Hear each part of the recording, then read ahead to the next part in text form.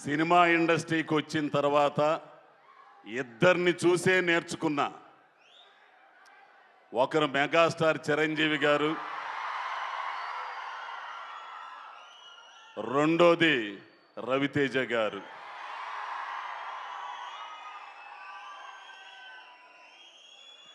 మీ అందరికీ తెలుసు, ఎటువంటి బ్యాక్గ్రౌండ్ లేదు, వెనక ఏదీ లేదు, ఛాలెంజ్ చేసి నిలబడ్డారు.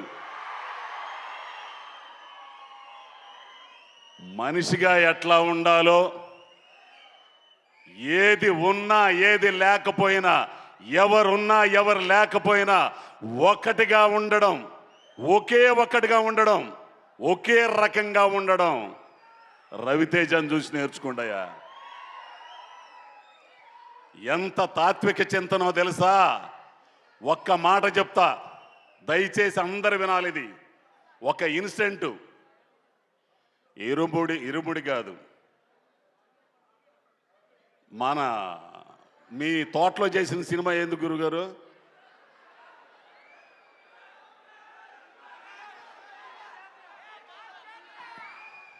మాస్ జాతర.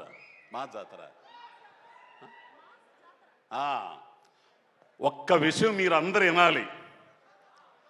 మాస్ జాతర షూటింగు ఒక తోటలో, శంకరపల్లి తోటలో రైల్వే స్టేషన్ సెట్ వేశారు. అక్కడ షూటింగ్ జరుగుతుంది. ఇదిగో ఈ అబ్బాయి రవితేజ, ప్రవీణు, నేను, హైపరాది మొత్తం అందరం ఉన్నాం. ఇంతలోకి ఒకరు అన్నారు, సార్, అన్నయ్య గారు ఇది మీదేనంట కదా అని అన్నారు. అంటే 26 ఎకరాల మామిడి తోట కొన్నప్పుడు ఏదో 12 లక్షలు, ఎప్పుడో. ఈ రోజున అది 100 కోట్లు. వినాలి, అయ్య బాబోయ్ ఇంత కోట్లయిందా అన్నయ్య అనంటే, హే ఎరిపోవా, ఇవన్నీ ఎడే ఉంటాయి రాయ్, మనమే పోతాం. ఈ ఉన్నయన్న ఆనందాన్ని ఎంజాయ్ చేయాలి, పుట్టినందుకు పని చేయాలి, ఖాళీగా ఉండకూడదు, సోమవారిగా ఉండకూడదు. పని పని పని దైవం.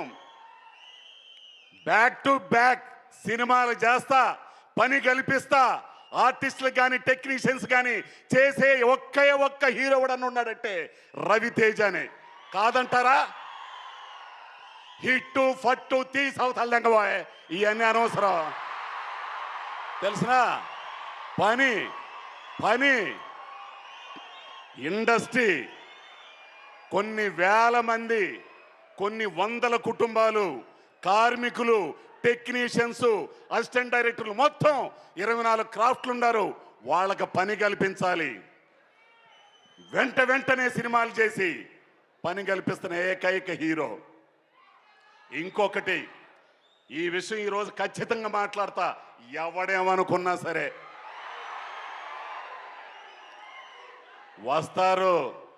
ఎవడి టాలెంట్ ఆడుంటది ఇక్కడ, ఎవడ ఆట ఆడతాడు ఇక్కడ, ఒకడు నియంత్రించలేడు. తెలుసు, అర్థమైంది? ఎవరన్నారు ఈ మాట? రంగస్థలం దెబ్బతో మేము ఆడడానికి వచ్చాం, మాకు ఆడడానికి అవకాశం ఇచ్చారు మైత్రి వాళ్ళు, సుకుమార్ గారు. ఇక ఆట ఆడడం బిగిన్ చేశాం. టాలెంట్ ఉన్నోడు ఉంటాడు, టాలెంట్ లేనోడు సర్దుకుని వెళ్తాడు. అవకాశం ఇచ్చి పిల్లి మెళ్ళలో గంట కట్టినోడు గొప్పోడు. అటుంటోళ్ళు మైత్రి వాళ్ళు, సుకుమార్ గారు. ఇది ఖచ్చితంగా చెప్తా నేను. ఇది అర్థమైందో లేదో మీకు ఒకసారి రివిజన్ చేసుకోండి. ఎవడబ్బా సొత్తు కాదు ఇండస్ట్రీ, టాలెంట్ ఉన్నోడిది. అటువంటి టాలెంట్ ఉన్నోళ్ళని పిలిచి రెడ్ కార్పెట్ పరిచే సంస్థలు ఉన్నాయి. అటువంటి దాంట్లో మేని వన్నెది మైత్రి మూవీస్.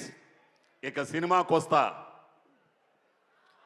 రవితేజ గారితో నాకు ఎంతోమంది హీరోలతో పనిచేస్తున్నా. అల్లు అర్జున్ గారు, రామ్ చరణ్ గారు, మహేష్ బాబు గారు పనిచేశారు. కానీ ఆ పిల్లోడితో ఉన్న అనుబంధం, అబ్బాయి ఏ జన్మ బంధమో కానీ నువ్వు ఉంటే ఈ డయాసు, ఈ పబ్లిక్ సమక్షంలో చెబుతున్నా,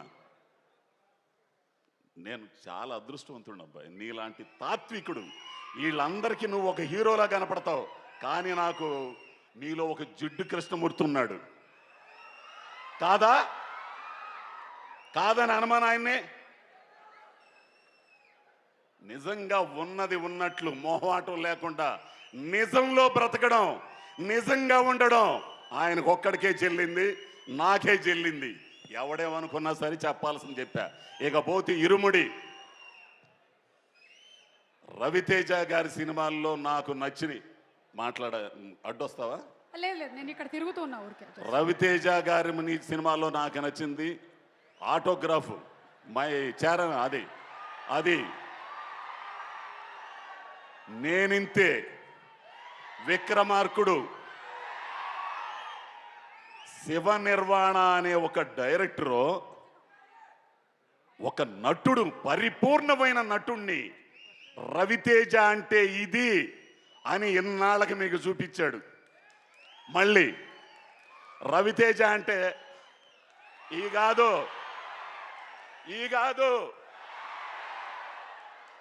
దీంట్లో నటుణ్ణి చూస్తారు. ఆడపిల్లలు రవితేజలో వాళ్ళ నాన్నను చూసుకుంటారు.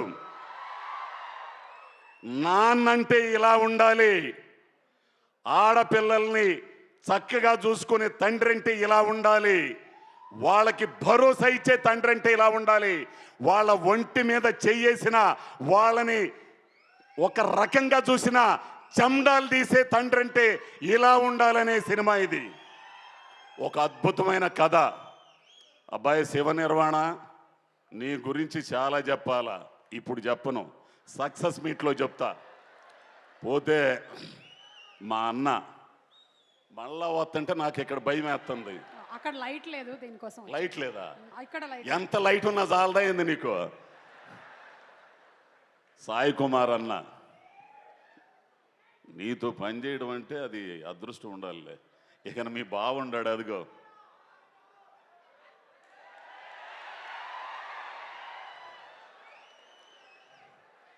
హీరో గారి సెట్టుకు వచ్చిన, అందరి సెట్టుకు వచ్చిన ఆయన రాడు. ఎవరు? రమణ భార్గవ కమిటీ కుర్రోళ్ళతో అక్కడ ఉన్నాడు ఆయన.